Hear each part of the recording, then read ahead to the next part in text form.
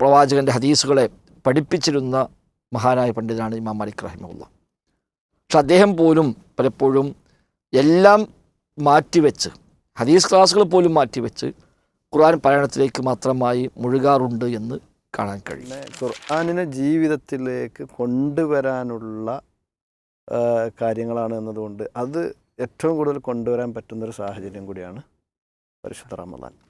ആ നിലക്ക് തന്നെ ഖുർആനിനെ സമീപിക്കുകയാണ് വേണ്ടത്. അപ്പോൾ ഖുർആൻ ഓതുന്നയാൾക്കുള്ള കുറേ മഹത്വങ്ങൾ. പരിശുദ്ധ റമദാൻ മാസം വരുമ്പോൾ സ്വാഭാവികമായും നമ്മൾ അതിൻ്റെ നോമ്പിൻ്റെ ശ്രേഷ്ഠതകളൊക്കെ എണ്ണുന്ന കൂട്ടത്തിൽ ഏറ്റവും പ്രാധാന്യത്തോടെ ഏറ്റവും ശ്രേഷ്ഠതയോടുകൂടി നമ്മൾ വിശദീകരിക്കുന്ന കാര്യമാണ് പരിശുദ്ധ ഖുർആനുമായി ബന്ധപ്പെട്ടുള്ള കാര്യങ്ങൾ.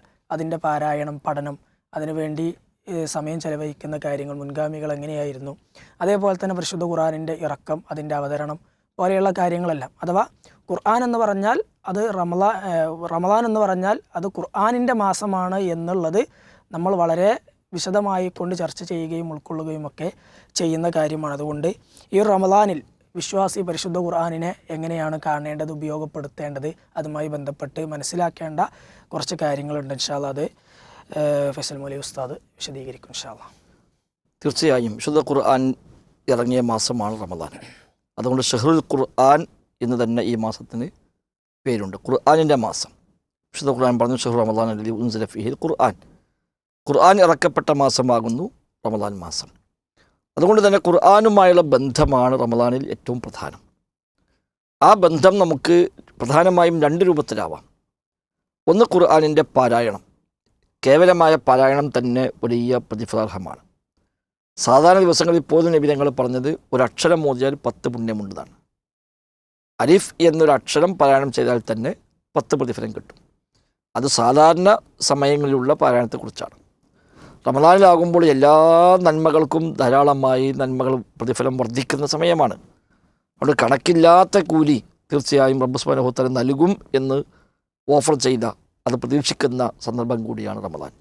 മുൻഗാമികളൊക്കെ പലപ്പോഴും മറ്റു എല്ലാ കാര്യങ്ങളും മാറ്റിവെച്ച് വിശുദ്ധ ഖുർആൻ്റെ പാരായണത്തിനും പഠനത്തിനും വേണ്ടി തിരിഞ്ഞതായി കാണാൻ കഴിയും. ഇമാം മാലിക് റഹ്മത്തുള്ളാഹി അലൈഹി മദീനയിൽ മസ്ജിദുൻ നബവിയിൽ നബിതങ്ങളുടെ മിമ്പറിൻ്റെ ഭാഗത്തിരുന്ന്, നബിയുടെ ഖബറിൻ്റെ അപ്പുറത്തിരുന്നു കൊണ്ട് വിശുദ്ധ പ്രവാചകൻ്റെ ഹദീസുകളെ പഠിപ്പിച്ചിരുന്ന മഹാനായ പണ്ഡിതനാണ് ഇമാം മാലിക് റഹിമഹുല്ല.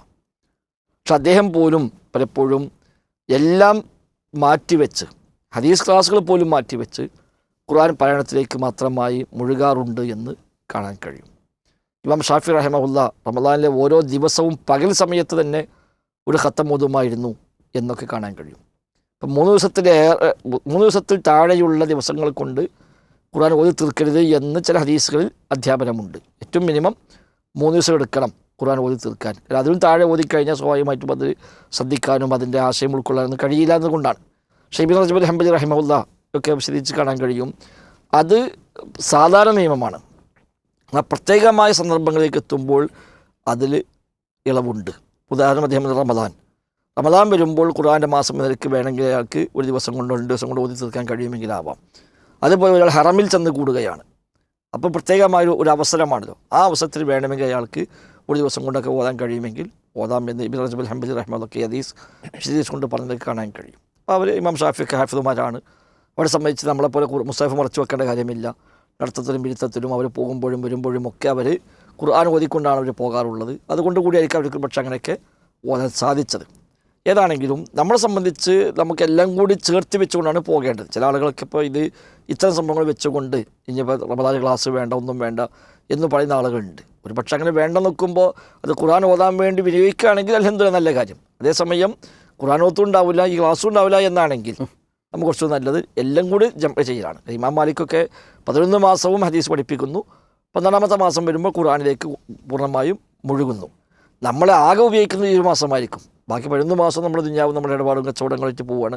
ഈ മാസം പൊതുവെ ആളുകൾ പള്ളിയുമായി ബന്ധപ്പെടുന്ന സമയമായതുകൊണ്ട് തന്നെ നമ്മൾ കുറച്ചും കൂടെ ശ്രദ്ധിക്കുകയും, അപ്പോൾ ഖുർആനിന് മുന്തിയ പരിഗണന കൊടുക്കുന്നു.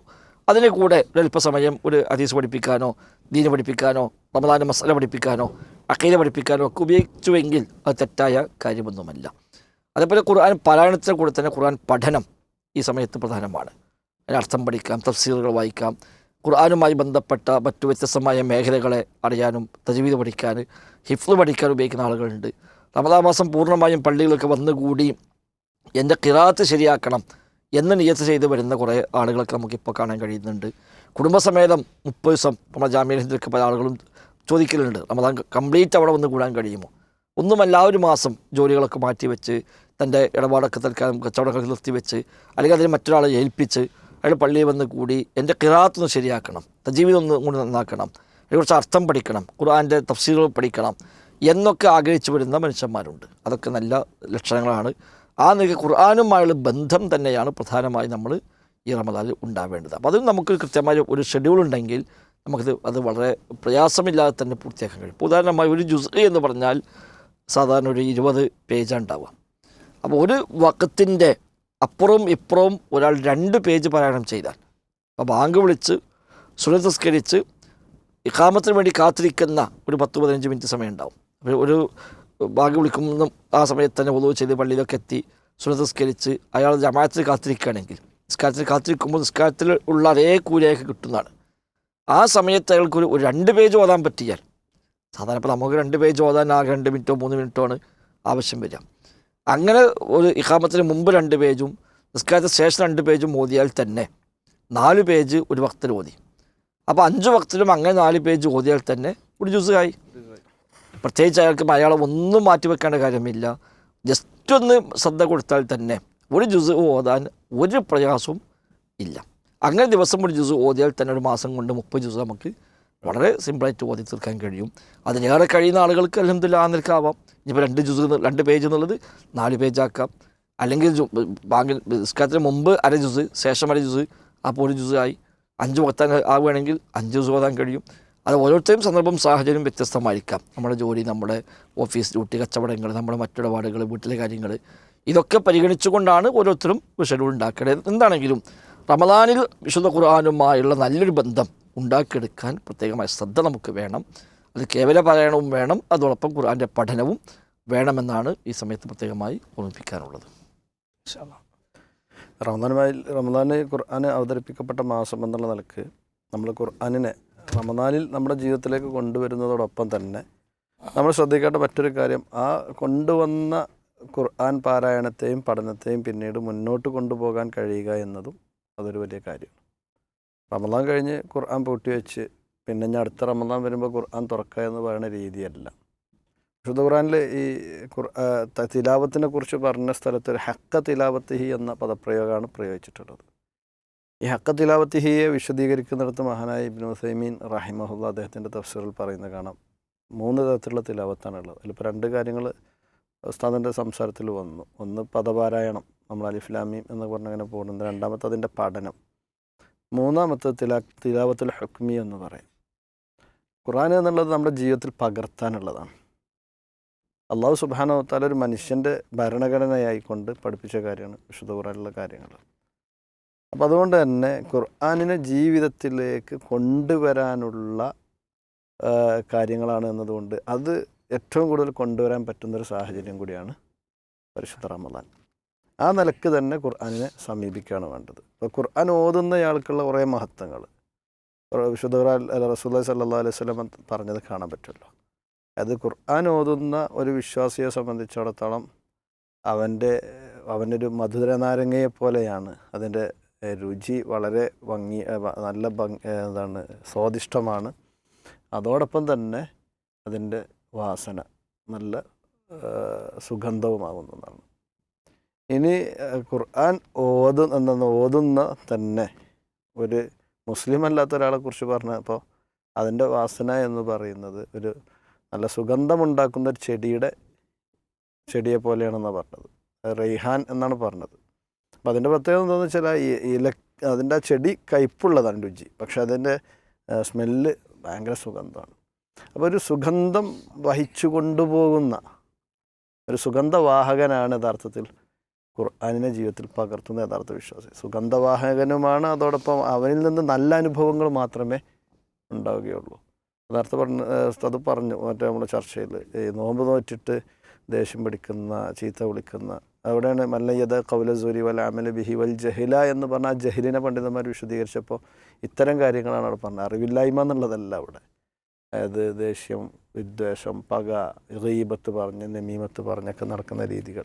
അപ്പോൾ റമദാനിൻ്റെ പകൽ സമയങ്ങളെ മുഴുവനും ഖുർആൻ പാരായണത്തിലേക്കും അതുപോലെ തന്നെ രാത്രി സമയങ്ങളിൽ ആ ഖുർആൻ പാരായണങ്ങൾ വെച്ച് തറാവീഹ് നമസ്കാരങ്ങൾ മാക്സിമം നമ്മൾ ആ നിലക്ക് തന്നെ ഉപയോഗപ്പെടുത്തണം.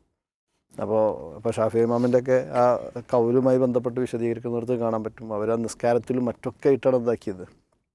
അതങ്ങനെ തന്നെ ഒരു തലക്കുന്നുണ്ട് ഓതി കഴിഞ്ഞാൽ പിന്നെന്താണ് ആ സമയത്ത് വരുന്ന നിസ്കാരത്തിൽ ബാക്കി വരുന്ന ഭാഗത്തും എന്താവും, ഇതിൻ്റെ ബാക്കിയാണ് ഓതാണ്. അടുത്ത നിസ്കാരത്തിൽ വക്ത് വരുമ്പോൾ അതിൻ്റെ ബാക്കി ഓതാണ്. ഇനി രാത്രി ഖിയാമുല്ലയിലാണെങ്കിൽ അങ്ങനെ മൊത്തം ഓതാണ്.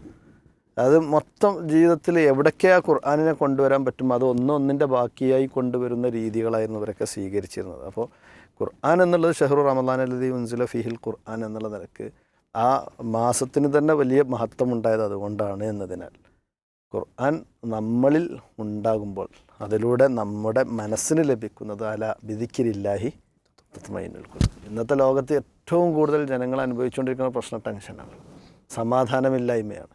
ആ സമാധാനം യഥാർത്ഥത്തിലുള്ളത് ഈ പറഞ്ഞ ഖുർആനിലാണ്. അതുകൊണ്ടാണ് ലൗ അൻസൽനാ ഹാദൽ ഖുർആൻ അലാ ജബലിൻ ലറഅയ്തഹു ഖാശിഅൻ മുത്തസദ്ദിഅൻ മിൻ ഖശിയത്തില്ലാ എന്ന് പറഞ്ഞത്. ഈ ഖുർആൻ എങ്ങാനും ഒരു ജബലിൻ്റെ മുകളിലായിരുന്നു, ഒരു പർവ്വതത്തിൻ്റെ മുകളിലായിരുന്നു അവതരിച്ചിരുന്നതെങ്കിൽ അതുപോലും പൊട്ടിത്തകർന്നു പോകുമായിരുന്നു. എന്നാൽ വേറെ ചിലയിടത്ത് മനുഷ്യൻ്റെ മനസ്സുകളെ കുറിച്ച് പറഞ്ഞെടുത്ത് പറഞ്ഞ് അഷദ്ദുമിൻ കസ്വ, അതായത് എന്താണ് ഉറച്ച പാറക്കല്ലിനേക്കാൾ ഉറച്ചതാണ് അഷദ്ദ കസ്വ എന്ന് പറഞ്ഞപ്പോൾ ഉറച്ച പാറക്കല്ലിനേക്കാളും എന്താണ് ശക്താണെന്നാണ്. അങ്ങനെ പാറക്കല്ലുകളുടെ കൂട്ടത്തിൽ അതിൽ ലമയത്ത് ഫജ്ർ മിൻഹൽ അൻഹാർ, അതിൽ ഈ അരുവികൾ ഒഴുകുന്ന ഉറവകൾ പൊട്ടുന്നുണ്ടാവും. മനുഷ്യന്മാരിൽ ചിലത് അതുണ്ടാവില്ല എന്നാണ്. അതങ്ങനെ ഹൃദയം കഠിനമാകാനുള്ള കാരണം വിശുദ്ധ ഖുർആനെ കുറിച്ചുള്ള പഠനങ്ങൾ നടത്താത്തതും ഖുർആൻ ഓതാത്തതും അതുമായി ബന്ധപ്പെട്ട കാര്യങ്ങളൊക്കെയാണ്. അപ്പോൾ അതുകൊണ്ട് തന്നെ നമ്മൾ അനുഭവിച്ചു കൊണ്ടിരിക്കുന്ന മാനസികമായിട്ടുള്ള കുറേ പ്രതിസന്ധികൾ, ടെൻഷനുകൾ, പ്രയാസങ്ങൾ, ഇതിനൊക്കെ ഉള്ളൊരു പരിഹാരമാണ് നന്നായി ഖുർആൻ പാരായണം കേൾക്കുക, നന്നായി ഖുർആൻ ഓതുക, അതുപോലെ തന്നെ ഖുർആനിൻ്റെ അധ്യാപനങ്ങളെ പഠിക്കുക, ആ പഠിക്കുന്ന ജീവിതത്തിൽ പകർത്തുക. അങ്ങനെ വരുമ്പോൾ പിന്നെ സമാധാനമായി ജീവിക്കാൻ കഴിയുന്ന സാഹചര്യം, ടെൻഷൻ ഇല്ലാത്തൊരു ജീവിതമൊക്കെ നമുക്ക് അതിലൂടെ ലഭിക്കുന്നതാണ് എന്നുകൂടി ഇതിൻ്റെ ഭാഗമായിട്ടൊന്ന് നമ്മൾ മനസ്സിലാക്കേണ്ടതുണ്ട്. അല്ലാഹു അഅലം. മാഷാ അല്ലാഹ്. പരിശുദ്ധ ഖുർആൻ്റെ മാസമായ റമളാൻ, അതിലേക്കൊരു വിശ്വാസികൾ പ്രവേശിക്കുമ്പോൾ ആ റമളാനിൽ ഖുർആനിനെ എങ്ങനെയാണ് ഒരു വിശ്വാസി ജീവിതത്തോട് ചേർക്കേണ്ടത് എന്നുള്ളതാണ് ഈ ഒരു പാനലിൽ നിന്നും നമ്മൾ കേട്ടത്. അതോടൊപ്പം അങ്ങനെ ചേർത്ത് കഴിഞ്ഞാൽ അത് ആ വിശ്വാസിയിലുണ്ടാകുന്ന മാറ്റങ്ങളും അവൻ്റെ മനസ്സിലുണ്ടാക്കുന്ന സ്വാധീനവും ഉസ്താദുമാർ വിശദീകരിക്കുകയുണ്ടായി. അല്ലാഹു റബ്ബ് സുബ്ഹാനഹു വ തആല നമുക്ക് തൗഫീഖ് നൽകി അനുഗ്രഹിക്കുമാറാകട്ടെ.